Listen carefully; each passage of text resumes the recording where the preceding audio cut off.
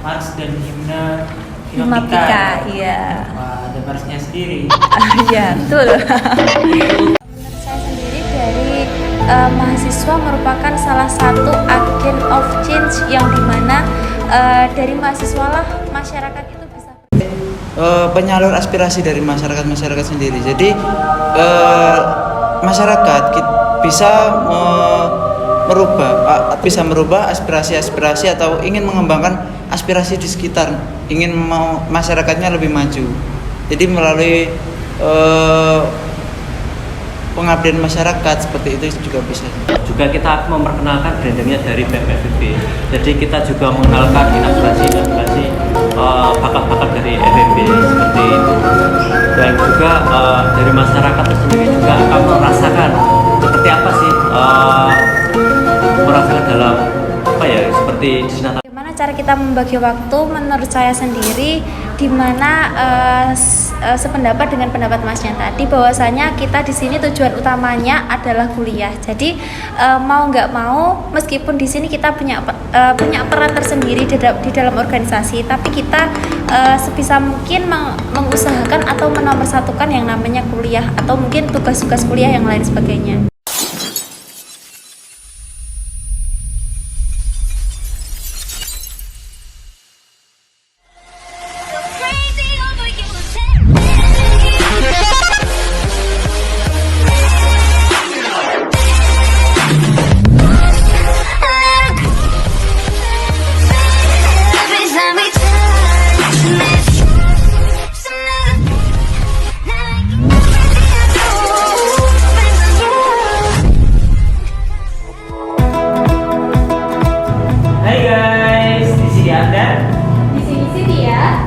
Jadi sesuai dengan judulnya, kita akan membawakan sesuatu yang nggak biasa di sini, yaitu podcast ngobrol-ngobrol santai ala Anda dan Cynthia.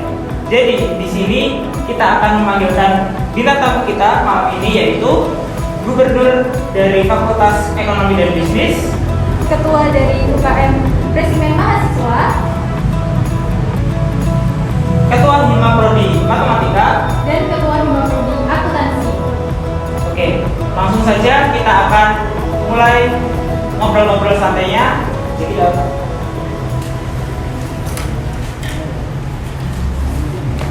Oke, langsung saja kita panggilkan Gubernur Fakultas Ekonomi dan Bisnis. Silakan masuk ke kamera kepada Mas Kelvin. Selanjutnya untuk Ketua Resimen Mahasiswa, Mas Difatia Aulia Akbar. Dan selanjutnya untuk Ketua Hima Matematika. Terakhir adalah Ketua Hima Akuntansi. Oke, di sini sudah ada bintang tamu kita nih guys. Jadi acara hari ini apa Mbak Cynthia? Mungkin dari teman-teman bisa dibuka sih maskernya biar teman-teman di rumah juga tahu, kenal juga wajah-wajahnya nih. Dari Mbak Cynthia mungkin bisa dijelaskan acara apa sih malam ini gitu. Jadi pada kesempatan pada malam hari ini adalah acara pertama dari atau pembukaan ya dari acara ngos-ngosan atau ngobrol-ngobrol santai dari Departemen Jurnalistik dan Media, Kementerian Komunikasi dan Informasi, Badan Eksekutif Mahasiswa Universitas Nusantara PGRI Kediri. Oke, di sebelah kiri saya nih ada Mas siapa ini? Perkenalkan nama saya bisa dipanggil Akbar. Saya dari UKM Resimen Mahasiswa. Oke, selanjutnya. Perkenalkan nama saya Kelvin, bisa dipanggil Kelvin. Saya dari BMFVB Gubernur. Oke, dan banyak. Oke, perkenalkan nama saya Ria Oktavioni dari Hima Prodi Pendidikan Matematika. Dan selanjutnya Masnya. Baik, terima kasih. Perkenalkan nama saya Fikri Adanisna ini dari Prodi Akuntansi. Oke, langsung saja ini dari pertanyaan pertama. Apa peran mahasiswa dalam masyarakat dikenal sebagai agent of change agen perubahan. Nah, menurut kalian bagaimana peran mahasiswa dalam agen perubahan? Apakah mahasiswa itu disebut dengan agen perubahan atau apa gitu? Kalau menurut saya sendiri gini ya Mas, kan mahasiswa kan sebagai agen of change, jadi untuk masuk langsung di masyarakat. Nah, kan di mahasiswa sendiri juga ada agenda kayak pengabdian masyarakat gitu. Jadi kita mahasiswa itu langsung terjun langsung ke masyarakat, jadi kita tahu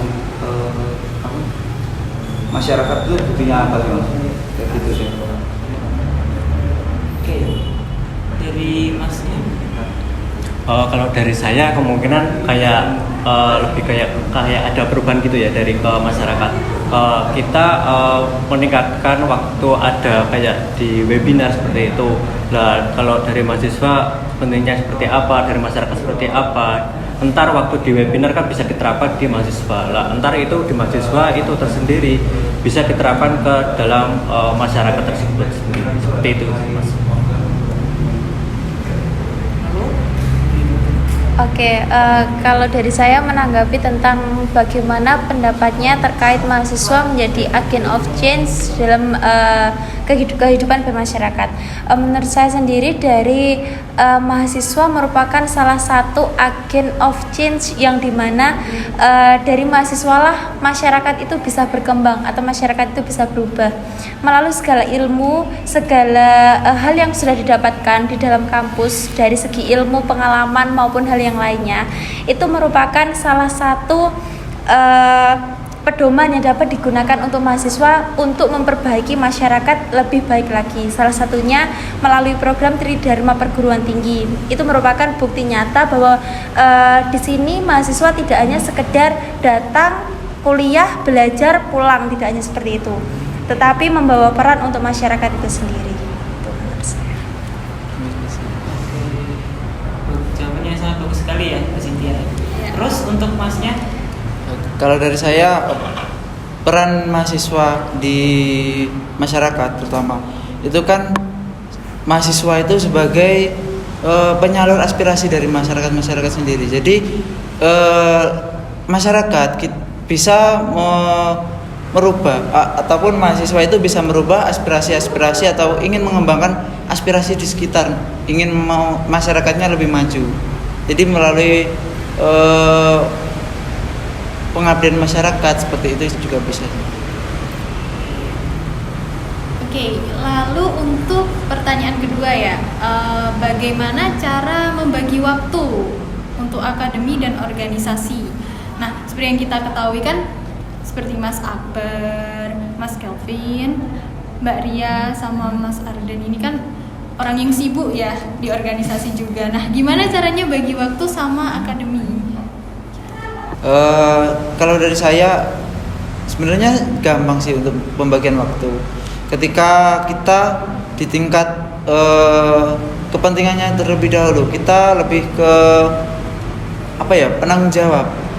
Lebih besar mana resikonya dan lebih besar mana tanggung jawabnya. Ketika nanti bisa diwakilkan ataupun digantikan sama anak-anak yang lain juga silakan. Dan ketika nanti waktu kuliah itu kan memang tujuan kita masuk di dalam kampus sendiri kan kita untuk belajar. Jadi kita tetap mengutamakan untuk kuliah. Dan ketika nanti di organisasi, ketika bentrok ataupun kegiatan itu bentrok dengan kuliah, untuk organisasi itu dinomorduakan. Dan ada juga kan mahasiswa yang bekerja juga, ada juga yang masih ada kesibukan di dalam keluarga juga. Nanti kan bisa dilihat tingkat kepentingan ataupun tanggung jawabnya itu bisa dibagi waktu sama teman-teman yang lain. Ketika itu bisa dibagi, ketika nggak bisa siap nggak siap harus datang juga. Gitu sih dari saya. Terima kasih. Lalu untuk Mbak Ria sendiri?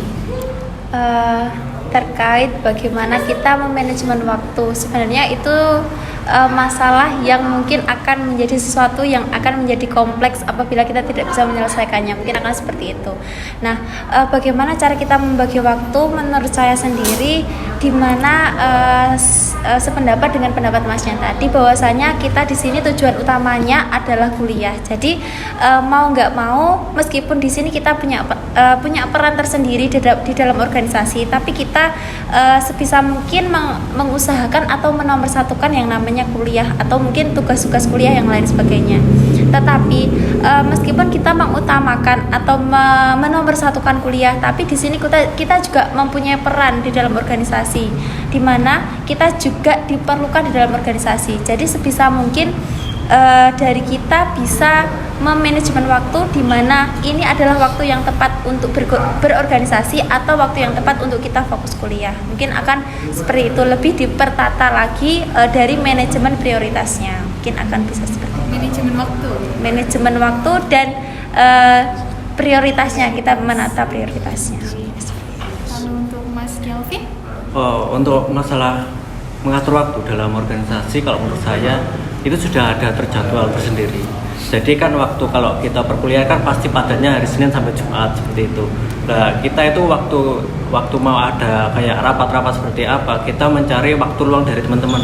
Kalau umpama dari teman-teman ada yang kayak perkuliahannya sampai pagi sampai siang, seperti itu kita pakai yang sore seperti itu. Jadi kita sudah menata terlebih dahulu dari teman-teman juga menjadwal seperti itu. Jadi biar tidak ada bentrok dalam perkuliahan meskipun sama organisasi seperti itu. Lalu untuk Mas Bernya? Kalau menurut saya sendiri itu untuk pembagian waktu saya rasa sama seperti Mas Kelvin. Jadi kan di UKM Manajemen Mahasiswa kan juga ada latihan bulanan dan mingguan. Nah, untuk latihan mingguan kita juga ambil waktu di luar jam perkuliahan. Jadi bisa sore ataupun weekend hari Sabtu gitu. Jadi untuk pembagian waktunya menurut saya pintar-pintaran cari waktu juga. Karena pembagian waktu kan juga sangat penting. Apalagi kita juga tugas utamanya juga kuliah seperti itu. Tapi sebenarnya gini, kalau misal saya mau nanya nih Kak lebih sama Mas Kelvin tadi untuk lebih kayak spesifiknya itu terkait manajemen waktu ya, kayak bagian kayak rapat-rapat gitu dan juga jam perkuliahan. Nah, pernah nggak kayak nemuin misalnya mau jadwal rapat ini, tapi semua anggota itu kayak misal di hari Senin itu nggak ada satu yang nggak bisa. Terus hari Selasa ada yang nggak bisa lagi, hari Rabu juga ada yang nggak bisa. Nah, itu gimana caranya kita nemuin hari yang pas gitu? Kalau semuanya di semua hari ini itu ada yang nggak bisa gitu. Apakah tetap diadakan rapat, tapi ada yang nggak datang atau gimana gitu? Untuk seperti menemui seperti itu sering sih, seperti itu. Nah, justru itu kita melihat lagi pada jadwal pada teman-teman lagi seperti itu.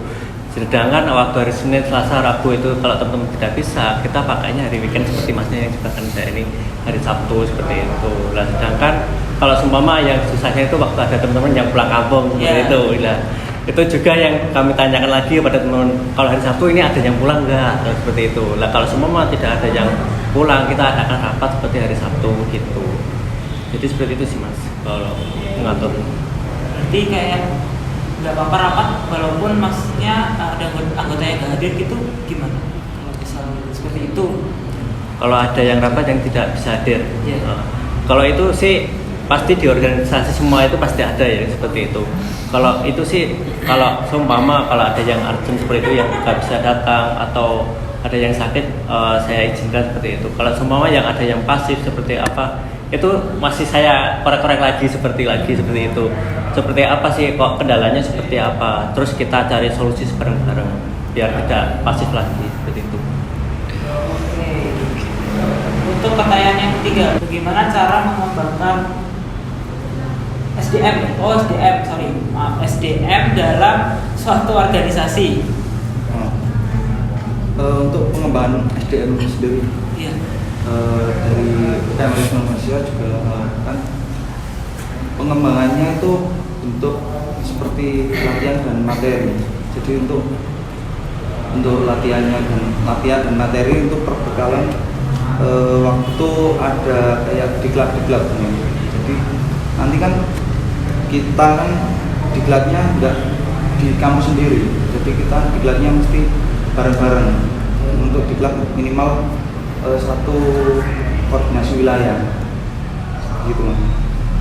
Untuk pengembangan SDM mungkin ke materi ya, gitu ya. materi sama fisik, penataan fisik juga.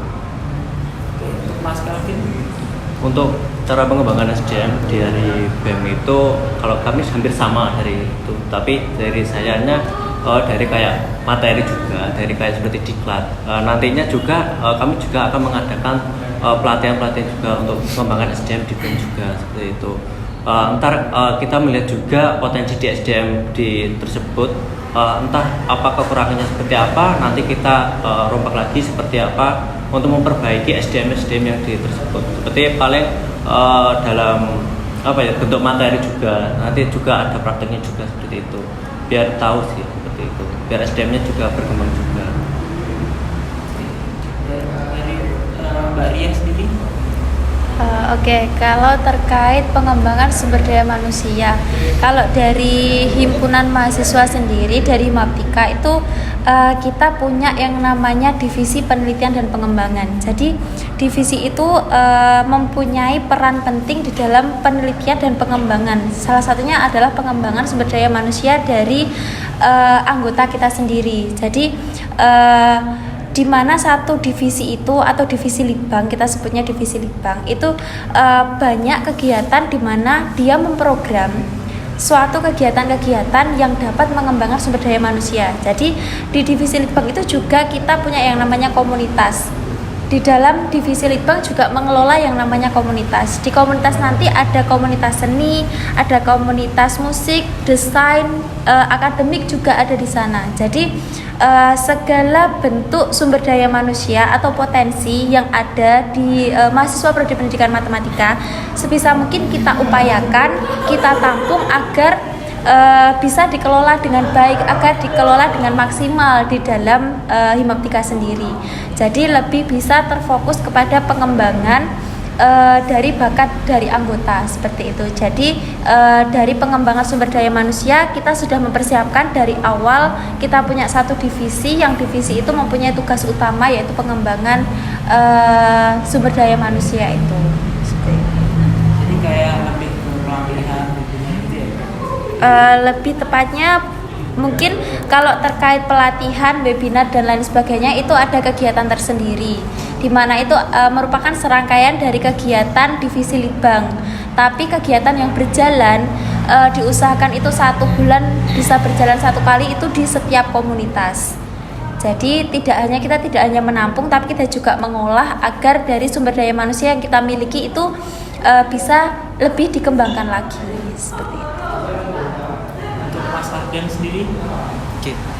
Dari akuntansi sendiri di Hima Prodi ya sama sih sebenarnya, dari sama matematika juga sama sih.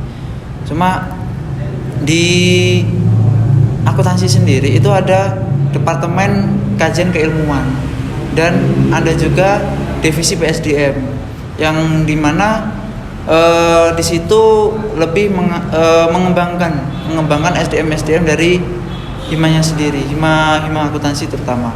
Jadi untuk kajian keilmuan itu nanti akuntansi bisa sinau bareng, terus seperti mengkaji buku, terus ketika kuliah ataupun ada PR itu bisa dikerjakan bersama. Terus di dalam PSDM sendiri itu ada minat dan bakat, yang dimana minat bakat dari pengurus hima akuntansi sendiri itu bisa dikembangkan lewat minat dan bakat. Terus ada lagi departemen kewirausahaan yang dimana di akuntansi sendiri kan lebih ke ekonominya. Jadi akuntansi diharapkan juga bisa berbisnis.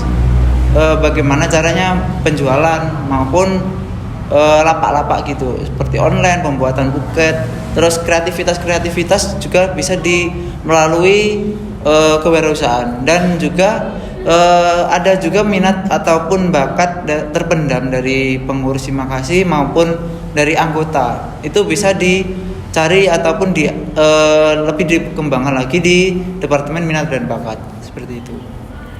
Berarti saya rasa kayak dua seperti kayak matematika sama akuntansi ini basisnya sama ya, kayak hitung-hitungan gitu. Tapi kalau di matematika sendiri itu mempelajarinya itu tentang apa aja gitu. Kayak misalnya di Hima itu membahas kayak mata kuliah juga atau enggak gitu, maksudnya seperti itu. Oke, langsung dijawab aja ya Mas ya. Kalau dari matematika memang kita himpunan mahasiswa prodi pendidikan matematika. Jelas kita nanti main-main lah dengan yang namanya angka seperti itu. Nah, tapi dari sini nanti dari matematika itu diusahakan kita meskipun prodi matematika kita tidak hanya berkutat tentang angka seperti itu. Nah, seperti yang saya jelaskan tadi, di mana kita juga punya 4 komunitas. Salah satunya adalah komunitas akademik. Mungkin itu nanti bisa menampung akademik yang seperti Masnya maksud tadi, dari segi nanti mempelajari tentang apa dan lain sebagainya. Nah, di komunitas nanti ini ada yang dinamakan tentir, di mana kegiatannya adalah kita semacam tutor sebaya.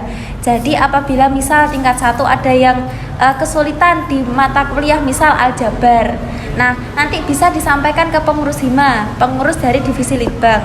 Bisa disampaikan, Mas Mbak mau minta tentir dong, materinya ini, minta tentir dari tingkat berapa aja terserah, asalkan kita nanti dibuatkan tentir seperti itu. Nah, setelah disepakati dari pengelola komunitas juga, nanti diusahakan dari kakak tingkat itu bisa menjadi istilahnya tutor dari tutor sebaya atau tentir itu tadi. Jadi pengembangan juga ada di situ. Dan selain itu tidak hanya di akademik juga sih. Mungkin salah satu komunitas yang bisa dikatakan sudah berhasil itu lebih kepada komunitas musik. Alhamdulillahnya bulan Oktober kemarin, akhir Oktober itu kita resmi melaunchingkan Mars dan Himne Himaptika. Jadi kita resmi melaunchingkan Mars dan Himne kita. Mars dan Himne Himaptika, iya. Wah, ada Marsnya sendiri. Iya, betul. Untuk pertanyaan selanjutnya. Oke, untuk pertanyaan selanjutnya, kan nggak semua mahasiswa di Universitas Nusantara PGRI kan mengikuti UKM ya, atau organisasi atau lembaga.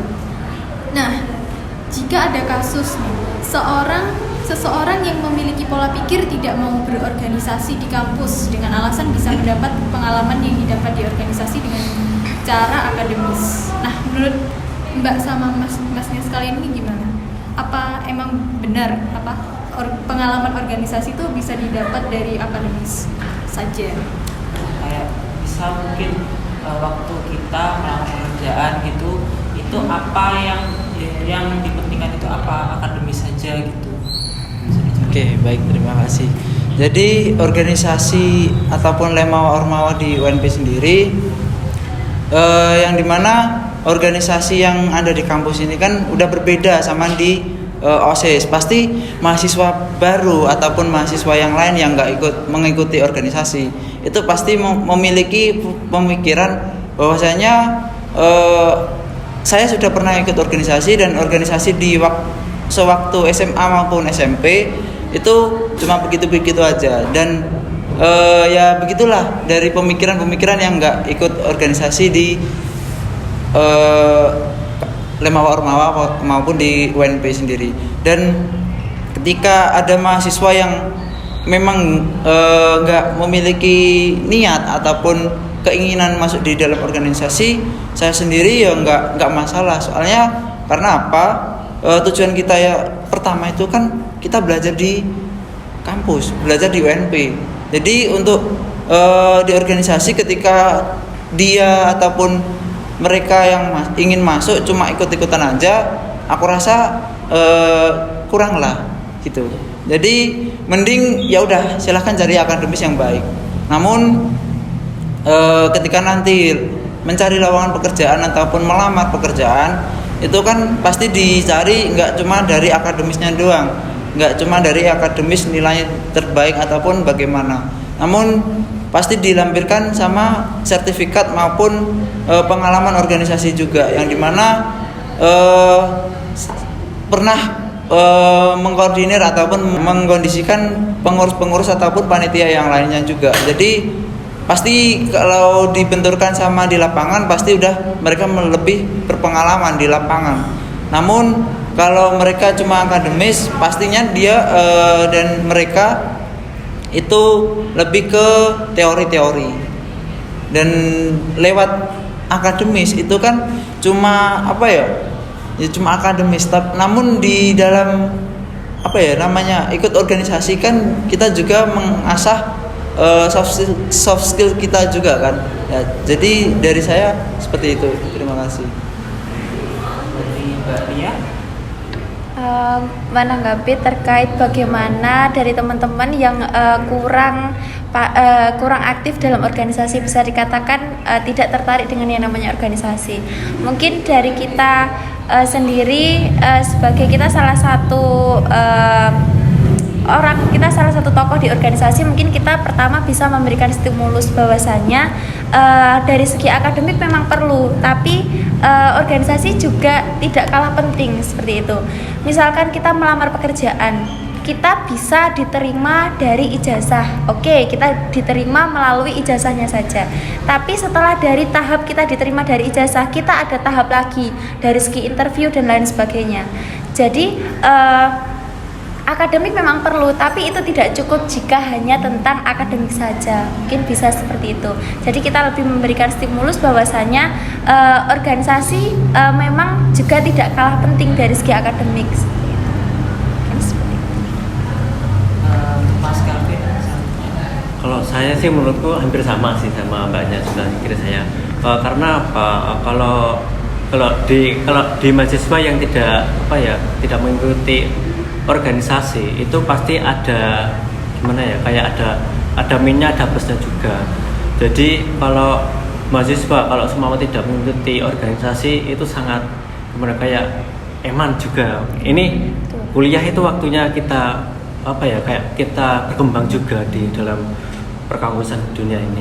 Sedangkan kalau dalam dunia pekerjaan kita juga perlu akademis juga perlu sih, akademis itu perlu juga. Waktu dalam dunia kerja kan kita pasti akan melihat semua orang pekerja seperti itu. Jadi pasti ada plusnya kalau kita mengikuti organisasi. Plusnya itu seperti apa? Plusnya kita pasti lebih kayak cekatan waktu dalam bekerja. Beda kalau dalam akademis pasti akan melihat dalam seperti materi, seperti yang dibilang mbaknya seperti itu, seperti materi, dan juga pasti agak beda juga dalam melihat orang-orang yang sudah mengikuti organisasi. Jadi seperti itu juga. Lalu untuk Mas Akbar, untuk mahasiswa yang nggak ikut organisasi, kalau menurut saya juga sama seperti Mbak dan Masnya, kan juga sudah dibahas. Tetapi untuk kuliah sendiri juga mengikuti organisasi juga nggak buru-buru banget. Kalau menanggapi dari mahasiswa yang mengikuti organisasi atau tidak, itu kan pilihan dari mahasiswanya sendiri. Karena kita kan di kampus ini kan juga tujuan utama untuk belajar, tetapi ikut organisasi itu juga ada kayak pengalaman yang tidak diperoleh di bangku kuliah seperti itu. Tapi gini, kadang kalau kita udah keterusan di organisasi itu jadi kayak organisasi terus. Nah itu gimana kalau misal kita di organisasi terus jadi males di pelajaran gitu kan, kayak sebenarnya makin sulit, enak di organisasi aja kan, terus ini gitu, gimana? Mungkin dari tanggapan Mas Kelvin. Kalau menurut saya itu yang kayak bosen Yeah. yang mengikuti akademik. Jadi kalau saya itu kayak ya kadang ada bosennya juga sih, kadang ada bosennya juga pasti. Jadi kita juga harus mengimbangi juga dalam akademik. Seumpama kita bosen, jadi kita harus belajar lagi lah. Kita harus belajar lagi dalam akademik. Akademik kan juga mempengaruhi juga dalam kelulusan kita waktu di kampus juga. Jadi kita harus saling mengimbangi akademik dan organisasi. Jadi biar semangat lagi dalam belajar dalam akademik lagi. Jadi seperti itu. Untuk pertanyaan selanjutnya, pertanyaan ke-5. Bagaimana mengistiqomahkan diri untuk bisa menjadi organisasi yang prestatif? Jadi untuk membuat organisasi itu menjadi prestatif itu gimana? Prestatif dikenal gitu. Dikenal di lingkup Iya, lingkup yang lebih dikenal di lingkup mahasiswa, di lingkup luar juga gitu. Jadi lebih up gitu. Jadi gini, kalau di UKM Resmen Mahasiswa kita kan nanti juga ada kayak diklat sehari nanti seluruh, kalau di Jawa Timur ini nanti bertempat di Rendang 5. Jadi dari kampus-kampus lain, jadi juga enggak selingkup Kediri Raya saja. Jadi nanti ada dari satu Jawa Timur, jadi kampus yang Berarti kayak event gitu ya? Iya, jadi nanti diklat selama kurang lebih 3 minggu di Rendang 5. Latihan gitu? Iya, latihan. Itu perwakilan atau seluruh anggota? Itu nanti biasanya untuk kayak mahasiswa baru yang gabung ke kampus mahasiswa. Jadi setelah mengikuti diklat, otomatis mereka sudah masuk menjadi anggota semua. Mas Kelvin sendiri? Jadi kalau dari saya itu lebih kayak mengenalkan dari dalam juga dari luar juga ya. Kalau menurut saya kayak seperti kita kalau dari BEM kita akan mengadakan disnatalis seperti itu, disnatalis.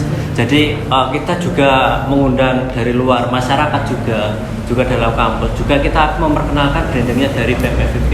Jadi kita juga mengenalkan inaugurasi bakat-bakat dari FEB seperti itu. Dan juga dari masyarakat sendiri juga akan merasakan seperti apa sih merasakan dalam apa ya, seperti disnatalisnya di fakultas itu seperti apa, atau dari kampus itu seperti apa. Jadi dari masyarakat juga akan mengenal lebih dalam lagi dari segi UNP. Wah, UNP itu ternyata seperti ini loh gitu. Asik juga ternyata dalam nggak akademiknya juga, tetapi juga kita juga seperti healing. Jadi nggak ada kayak mengenung akademik seperti terus. Nah, jika kita juga perlu seperti healing juga seperti itu. Jadi kita juga akan memperkenalkan dari masyarakat juga ke kampus. Jadi seperti itu juga membranding. Seperti itu Mas. Ada nggak kayak misal event di luar kampus itu dari FEB sendiri ada? Kalau event seperti gimana Mas Indah? Event mengadakan kegiatan di luar kampus itu ada? Kalau sejauh ini belum ada sih Mas. Oh itu ya. Mungkin kedepannya ya? Ya mungkin kedepannya itu pasti akan kita adakan di event-event. Oke. Terus untuk Mbak Ria? Tadi bagaimana caranya mengistiqomahkan agar organisasi itu menjadi organisasi yang prestatif gitu ya. Kalau dari saya sendiri, kita lebih kepada tolak ukurnya dari internal. Kenapa dari internal? Menurut saya organisasi itu bisa dikatakan baik atau dikatakan bisa ada peningkatan dari sebelumnya ketika dari internalnya itu juga ada peningkatan, baik dari prestasi maupun yang lainnya. Nah, dari itu mungkin bisa diawali dari kegiatan-kegiatan yang kita adakan nantinya. misalkan dari kegiatan tahunan ataupun kegiatan harian. Bisa kita lebih mengembangkan, lebih terfokus kepada pengembangan dari kemampuan baik dari segi akademik maupun non akademik dari siswanya itu sendiri, dari mahasiswa itu sendiri. Selain itu mungkin lebih diperluaskan lagi antara hubungan dari internal dan dari eksternalnya. Dalam artian kalau di Himaptika sendiri, kalau di matematika sendiri itu kita punya yang namanya IKA Himatika atau Ikatan Mahasiswa Pendidikan Matematika se-Indonesia. Jadi mungkin bisa lebih ditingkatkan dari sisi itu, misalkan dari pengurus Himaptika nanti tergabung di organisasi tersebut, atau dari segi pendelegasian maupun dari kegiatan-kegiatan yang dilaksanakan di luar kampus yang kita dinaungi oleh pendidikan matematika atau matematika gitu. Mas Arden. Oke, baik. Dari prodi akuntansi, Hima prodi akuntansi sendiri sama seperti yang dikatakan Mbak Ria. Nah, itu didahulukan internalnya dulu. Ketika internalnya sudah bagus, oke, kita mengistiqomahkan. Maksudnya gini, kita kan pasti juga jenuh juga kan. Kalau kegiatannya itu monoton seperti gitu-gitu aja gitu. Jadi kita pasti juga menyisipkan waktu senggang juga untuk liburan maupun senang-senang sebentar lah. Jadi ketika itu ketika kegiatan-kegiatan itu bisa di-share melalui media sosial. Nah, itu karena di era sekarang kan pasti orang ataupun mahasiswa ataupun masyarakat semua pasti lebih ke digital. Jadi dari akuntansi sendiri setiap kegiatan itu pasti di-share di Instagram Himakasih sendiri. Jadi lebih tahu lah, oh ternyata kegiatan yang dari akuntansi seperti ini dan sebagainya. Terus untuk jaringan ataupun relasi dari luar kampus ataupun nama, kan di dalam akuntansi sendiri itu ada olimpiade akuntansi. Jadi yang dimana itu tingkatnya se-Jawa Timur. Jadi siswa ataupun siswi yang ada di SMA maupun di SMK itu juga bisa ikut olimpiade di dalam akuntansi sendiri. Dan juga ada juga webinar nanti kan dari akuntansi sendiri juga ada IAI, Ikatan Akuntansi Indonesia Muda di wilayah Jawa Timur. Itu juga ada juga yang di wilayah Kediri juga, Sekarsidenan, dan itu juga kan lebih akrab sih sebenarnya. Jadi ketika ada kegiatan itu pasti dibantu ataupun disupport dari IAI juga. Ada kerjasama, udah ada MOU-nya juga. Jadi seperti itu. Dan relasi maupun jaringan yang di luar itu tetap dieratkan lagi, dan kita nggak cuma berhenti mencari jaringan itu aja. Namun kita juga menambah relasi maupun jaringan yang ada di lembaga-lembaga di luar kampus juga. Seperti itu.